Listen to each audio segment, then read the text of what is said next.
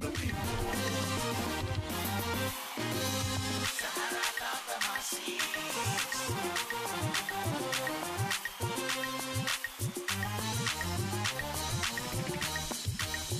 Sahara. Welcome back to SaharaTV. My name is Rudolf Okonkwo. I hope you've been enjoying our show today. It's been very interesting. We've spoken to a lot of interesting people, including Dr.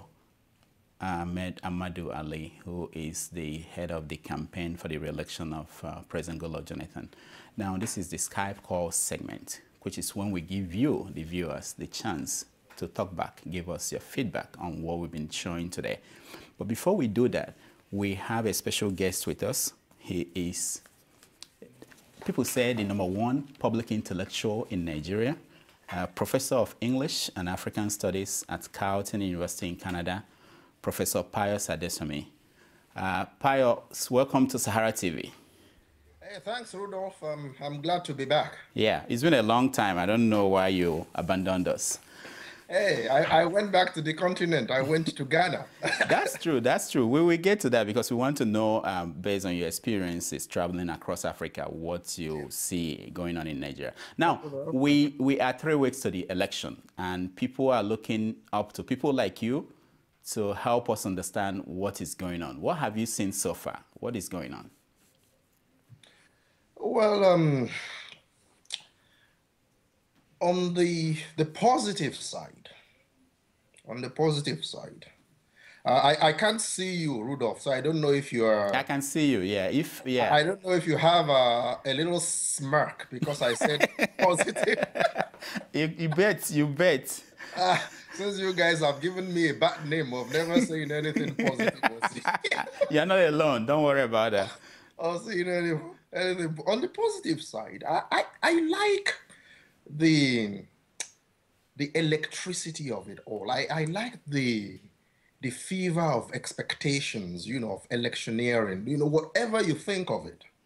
I like the fact that since 1999, every 4 years, that calendar clock ticks and ticks and ticks and ticks and grinds to a moment where certain benchmarks, certain indices, certain features of a democratic process kick in, and the people get on with it. So I like that. I like the atmospherics. I like the fact that everybody is somehow keyed in, and that wherever you belong, whoever you support, there is that atmosphere of expectations of the coming into fruition of democracy, in that space. But that's as far as it goes. In terms of the management of the process itself, either by INEC or those who are supposed to make INEC. Is it INEC or INEC? INEC, that's I'm what... never able to make up my mind. Yes, INEC. yes. You speak French, so you can call it INEC. That's okay. That's where I see some problems. That's where I saw, to put it. What about the political parties? How have they done with the campaign itself?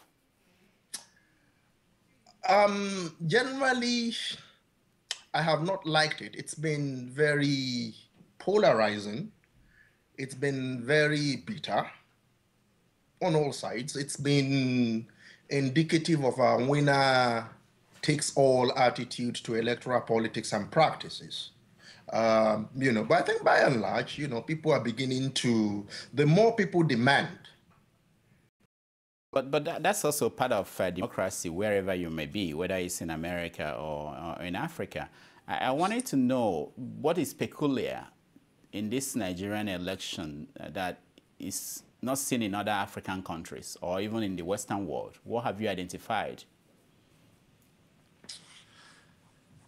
There is a certain, and that's where the downside begins to come. In other parts of the world, there's at least a pretext to issues. American democracy, where you are, it's all about pork. There's a lot of pork going on. There's a lot of, when they form all these, what do you call them? When they form PACs and what have you. Political action committees. Yeah, political action groups and what have you. There's a lot of pork and money and PACs going on. But these things do not go into fundamental day-to-day purchases of bread and butter. In the Nigerian context, I'm seeing too much open display of, what do we call it now? We have a fine metaphor for it now. We call it something about stomach infrastructure. Yes, yes. It's just gotten, in fact, I started a Facebook group where I'm asking people to take pictures of, it's just unbelievable. It's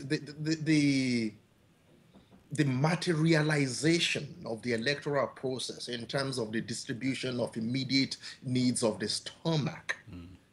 I've never seen it so widespread, so brazen, so it's even gotten to a point. I saw a video 2 or 3 days ago about a campaign stop in Lagos. I don't know which of the political parties.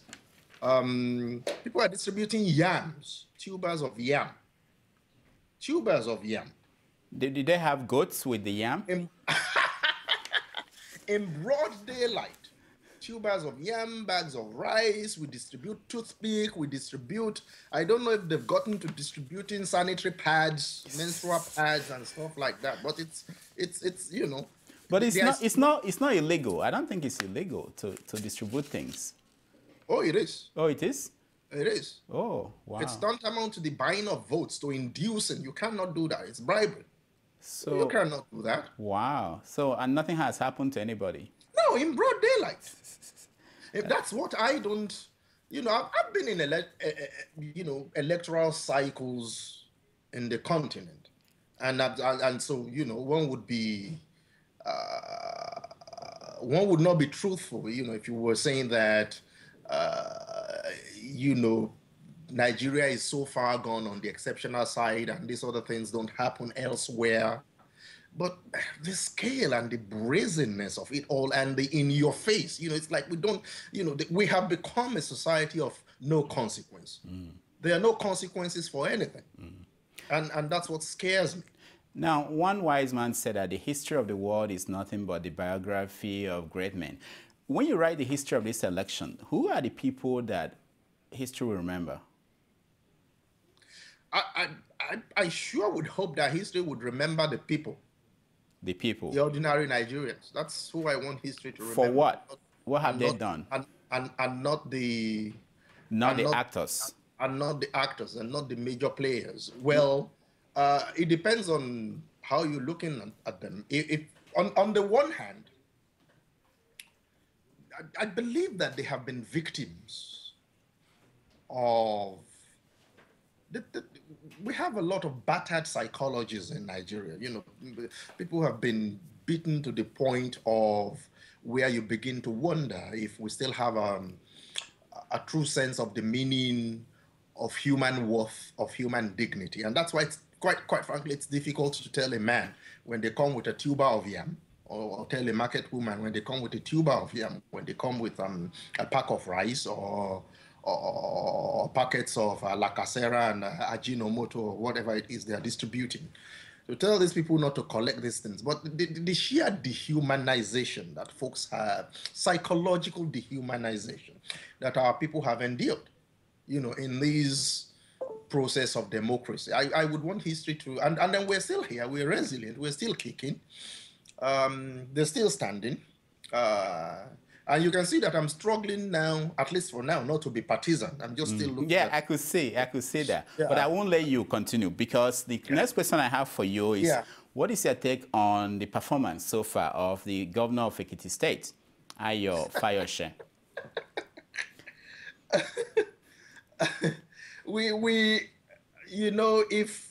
If we were a country governed by rules and governed by consequences, we should be at a point where we ought to be debating what to do about his immunity. That immunity thing that our brother Okendibe has been writing a lot about it. the need to do away with the immunity clause. We need to... You think that's why he's still where he is?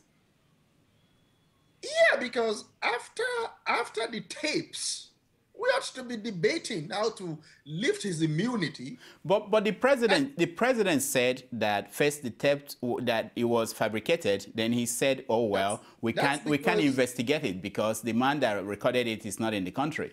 That's because somehow his handlers, the president's handlers, always keep him one step or a couple of steps behind what's actually going on. Maybe they keep him out of the loop to embarrass him. I don't even know why they do that, because no sooner had he said that than some of the principal actors. You saw the Ogundamisi tape recorded in, the president was in Abuja saying one thing. No, this thing never happened. It's fake. It's this and it's that. And then you have one of the players. Yeah, I was there, but this is all I said. And then you have another participant, Koro himself, after threatening Sahara reporters, threatening this and threatening that, basically walking back his statements and admitting it happened, but not quite that way, So they started admitting to bits and fragments of it after saying it never happened, it was fake, it was this, it was that. Now, in serious societies, you live in America. Blagojevic was jailed. Another would, you lift this guy's immunity, and because he's turned governance into a charade. I mean, it's pathetic what's going on in Ekiti State. Don't. In fact, let me get serious about something. There's a part of what he's doing that I like. This Fayose guy. Which is? Now, you know, Rudolf, that I'm all for the demystification of power. The demythification of power. Make power ordinary. Take it to the people. So when you see this guy eating in a buka, or sometimes just, he goes to a buka to eat, he tries to do the normal everyday things that people are not used to seeing people in, in office do, because there is so much disconnect between the ruled and the ruler in Nigeria. When you see him trying to do that, that's a step in the right direction. If only he wasn't turning it into such a, I don't even know like what to call it. Yeah, it's drama. Now let me ask you about somebody else, Femi Fani-Kayode. Oh, his role in this election, how do you assess it? Oh, that's one of the things I personally, as a citizen of Nigeria, that's one of the things I'll never forgive Goodluck Jonathan for. Because Femi Fani-Kayode does not make sense. The idea of him in an official capacity associated with a sitting president. And don't tell me that he hasn't been found guilty. When your own agency is busy prosecuting somebody and the case is still active, that he's being prosecuted at all, he's been accused, there are counts. We're talking of corruption, we're talking of corrupt enrichment, we're talking of embezzlement. Yeah, he successfully fought some of those charges after a meeting with the president in Aso Rock, mind you. But the fact, this guy is on trial. Yeah, but Pius, he went up and make him the face. He went to court recently. National clown. He went to court recently with police escorts. Are you not impressed? That's part of what I'm saying. That's part of what I'm saying. Now, our streets are under-policed. Our streets are under-policed. There's so much crime in the land. The police themselves are under-equipped. And the best part of the best fragment of the police force the best trained, those with the best equipment, what are they doing? They are on guard duty for people in power. And to add insult to injury, in what capacity was FFK making a court appearance protected by members of the Nigerian police force? I mean, it just gets to a point where you just don't, I don't know. Now, one more person I wanted to comment before we go to our Skype callers who are waiting for us. I think she's the most important campaigner in this campaign now at this moment. That's Patience Jonathan, the wife of the president. So what is your take on her performances so far? They are wonderful. You know, actually good and bad. Good in the sense that she has absolutely, I mean, First Lady has the right to Michelle Obama. I mean, you haven't seen a presidential spouse who isn't stomping anywhere with their partners, right? Rudolf, you're not going to tell me that you... No, you it's common, yeah. It's expected. Yeah, so it's expected. She should be doing that. But then again, that ought to be guided by certain rules, certain conventions. You know, I don't know, of course, you know, this office of the First Lady thing, which is absolutely illegal. So we need to know who's been funding her trips. We need to know if it's coming from the campaign or coming from the so-called allocations to the non-existent office of the First Lady. And she's been saying a lot of inflammatory things, quite frankly, that are unbecoming of a First Lady. When people say that these things are unbecoming, you know, she was somewhere instigating violence the other day. If you hear anybody mention change, stone them. Yeah, she said that. And then she was in Kogi. I heard it. It was unbelievable. And then she was in Kogi State, talking about her husband's opponent in Kogi State and calling him brain dead. You know, so those are, to my mind, you know, those are just unconscionable. She needs to be, at least somebody, there ought to be handlers who need to understand the rules of the game. You know, it's all well and good. The First Lady she has the right to be out there campaigning for her husband, selling her husband, and she's just doing that. Some people would argue she's actually doing that very diligently and very effectively because she, I mean, when she's out there stomping and pigeon, you can't beat that. That's very effective. That's very nice. Personally, I like to listen to her. I like to listen to her because, you know, I'm a student of culture and the use of language. It entertains me. But when it begins to get in the way of serious issues of state, serious matters of state, and when the indecorum enters into the picture, then I don't like it. So I don't know who is funding her trips.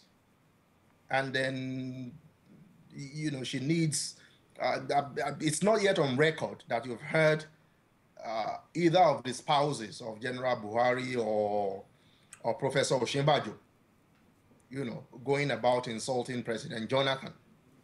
So, you know, I think she's saying a lot of unfortunate things. But, hey. All right. We are going to take a break. When we come back, we will talk about the candidates themselves, the presidential candidates. We talk about Chibok and every other thing in between. And then we will get our Skype callers to join us and have an opportunity to ask Pius a question or two if you have any. So remember to join us when we come back.